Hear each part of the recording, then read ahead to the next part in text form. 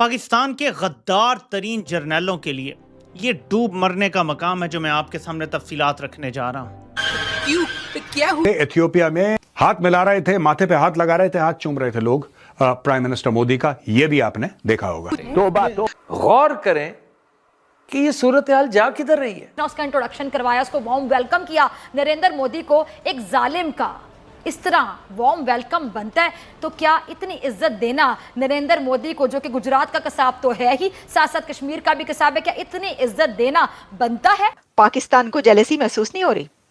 पाकिस्तान भी अंदर से जेलस हो रहा होगा कि देखिए जब हमें बुलाया जाता है तो हमें तो ऐसा इस्तकबाल नहीं दिया जाता। पाकिस्तान इतना अहम है, जो है वो आगे निकल गया, जो निकल गया, जो पीछे रह गए वो पीछे रह गए। बेटा मुसलमानों के साथ रहेंगे तो हमारा फायदा है। मतलब गैर मुस्लिमों के साथ नहीं करना, ताल्लुकात भी नहीं बनाने, ट्रेडिंग भी नहीं करनी, कुछ भी नहीं करना, ये हमें बाइकआउट करना चाहिए हम सब। चाणक्य की पॉलिसी के ऊपर मॉडर्न इंडिया जो है वो खड़ा हुआ है। उसके अंदर वो ये कहता है कि जो neighbour is your enemy and your neighbours neighbour is your friend.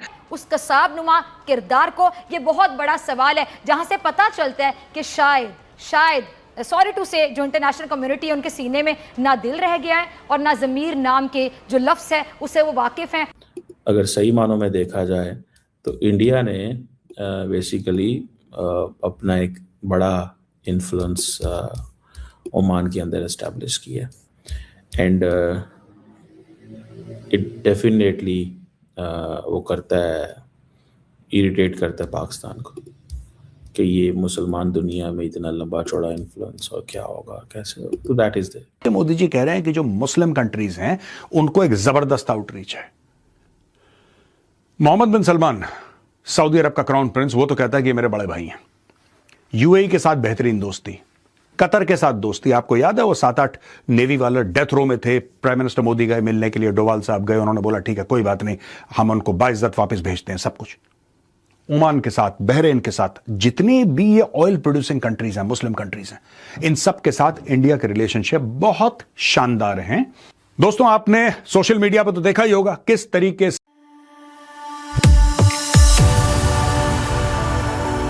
दोस्तों मेरे चैनल मोर डिटेल्स में आपका स्वागत है। दोस्तों इस वीडियो को लाइक से और मेरे चैनल को सब्सक्राइब करना मत भूलिएगा।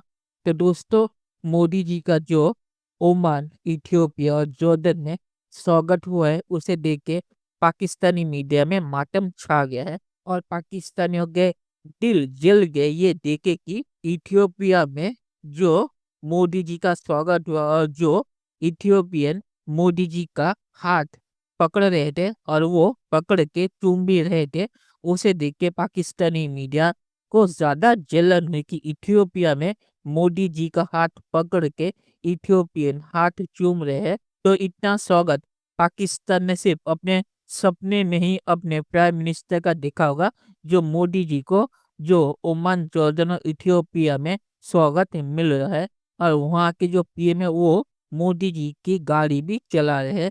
तो इस पे पाकिस्तानी मीडिया बहुत ही ज्यादा रोना धोना कर रहा है।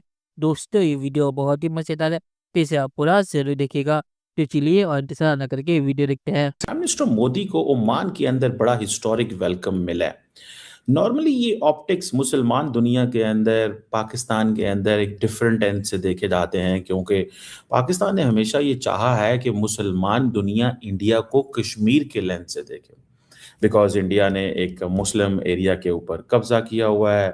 ठीक है, वैसे प्राइम मिनिस्टर मोदी वहाँ पे हैं, उनको बहुत ज़्यादा वेलकम शेलकम किया जा रहा है, ठीक है जी, और बड़े पैमाने पे उनको रिसीव करने के लिए बड़ा वो आए हैं जनाब, बड़ा प्रोटोकॉल, दिस दैट लटरम पटरम, ठीक है ना। मोदी या वो जाते ही इस अंदाज से हैं कि वो प्रोटोकॉल जो है ना वो पसंद करते हैं। मोदी साहब लंबा चौड़ा प्रोटोकॉल पसंद करते हैं और बताया जाता है कि अब मोदी साहब इस तरह है, इस तरह, ठीक है ना जनाब। एथियोपिया में प्राइम मिनिस्टर मोदी का ग्रैंड वेलकम हुआ। वहां पे लोग वंदे मातरम गा रहे थे, वंदे मातरम गा रहे थे, और आपने देखा होगा कि जिस तरीके से उन्होंने एड्रेस करा वहां के पॉलिटिशियंस को, लोग उनका हाथ चूम रहे थे। एथियोपिया के अंदर हाथ मिला रहे थे, माथे पे हाथ लगा रहे थे, हाथ चूम रहे थे लोग प्राइम मिनिस्टर मोदी का। ये भी आपने देखा होगा। इंडियन इन्वेस्टमेंट जो ओमान में है, इंडिया समझता है इतनी करीब हमारी मार्केट्स हैं। देखिए इंडिया, ओमान इसलिए भी इंपॉर्टेंट है ना, the more Indian presence is there, India can watch Balochistan in a good way. समझ रहे हैं बात को?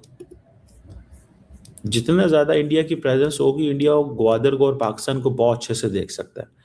ये चीज़ पाकिस्तान को परेशान करती है। मेरा ख्याल है कि Pakistan keeps on talking with is Oman ने हमको डुकुम पोर्ट के ऊपर हमें एक तरह से एक स्पेसिफाइड स्पेस दिया है, जिसमें भारत के नेवल शिप्स और सबमरीन्स वहां पर डॉक कर सकते हैं, रिफ्यूल कर सकते हैं, रिपेयर कर सकते हैं, जिसके कारण फ्यूचर में अगर ग्वादर पोर्ट पे चाइनीज या टर्किश शिप्स अगर भारत पे हमला करे तो डुकुम पोर्ट के द्वारा हम उनको न्यूट्रलाइज कर सकते हैं। एक तरह से भारत का जो एक तरह से अगर आप अखंड भारत का मैप देखें तो ओमान भी कभी भारत का भाग रहता था, और इसी के लिए सिविलाइजेशनल कनेक्ट है। सो इंडिया क्या चाहता है? इंडिया चाहता है कि ठीक है, मुझे ईरान के अंदर मिल जाए चाबहार, इंडिया ओमान के अंदर मिल जाए दुकम, और मैं पाकिस्तान को ग्वादर में जो है वो बैलेंस करता रहूंगा। ओमान में हमने बड़ी गलतियां की हुई हैं, there are some historic mistakes, और वो हम उन जगहों पर ज़रा लेट पहुंचते हैं, ठीक है जी। और उसकी वजह यह है कि हमारे इंटरेस्ट तो होते हैं, लेकिन कैपेबिलिटी के मसले आते हैं, स्ट्रेस्ड होते हैं, एक जगह पे ज़्यादा टाइम देते हैं दूसरी जगह पर। इंडिया की अपनी एक इकोनॉमी है, इंडिया का अपना एक वो है। India is seen as a major player in the region because of its big economy, diaspora. अच्छा, मैं आपको एक बात बता दूं कि जब अमेरिका ने भारत के ऊपर 50% टैरिफ लगाए थे, हां we have been hit hard but we will recover, हम ओवरकम कर जाएंगे। ओवरकमिंग की ये पहली निशानी है दोस्तों। ये एक और बड़ा मार्केट है, ठीक है अमेरिका जितना बड़ा नहीं है, लेकिन ओमान अकेला देश नहीं है। भारत कई देशों के साथ टैरिफ फ्री और ये फ्री ट्रेड और ये दुनिया भर की चीजें कर रहा है, जिससे कि it will become great for our exporters. चलिए दोस्तों, इस वीडियो में बात करते तो मोदी जी का जो स्वागत हुआ है जॉर्डन, ओमान और इथियोपिया में, वो बहुत ही अच्छा रहा है और मोदी जी को वहाँ पे बहुत ही सम्मान भी मिला है। इसीलिए पाकिस्तानी मीडिया को ज़्यादा जलन हो रही है, क्योंकि आपको पता है कि ऑपरेशन सिंधु के बाद पाकिस्तानी मीडिया ने कहा था कि भारत दुनिया में आइसोलेट हो गया है। तो ये जो 4 या 3 देशों का टूर है, इससे पता चलता है कि दुनिया में भारत की इज्जत कितनी ज़्यादा बढ़ी है।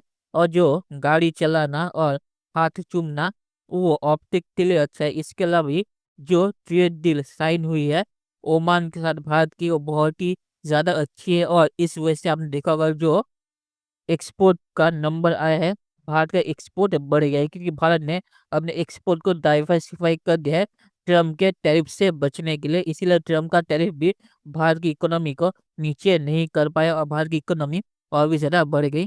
तो आखिर में इसमें यही कहूँगा कि ये सब जो दौरे हैं ये ऑप्टिक के लिए तो अच्छे हैं, इसके साथ साथ जो ट्रेड डील और दूसरी डीलें हो रही है, इस वजह से इकोनॉमी के लिए भी अच्छा है। और जो पोर्ट का एक्सेस भारतीय नेवी को मिलेगा, इस वजह से भी पाकिस्तान और चाइना बहुत ही ज़्यादा परेशान है मोदी जी के इस दौरे को लेकर, क्योंकि ये दौरा सिर्फ इकोनॉमी नहीं बल्कि डिफेंस के लिए भी है। तो चलिए देखते हैं फ्यूचर में क्या होता है। दोस्तों, ये वीडियो देखने के लिए बहुत शुक्रिया और हमारे सब्सक्राइब करना मत भूलिएगा। Thank you very much.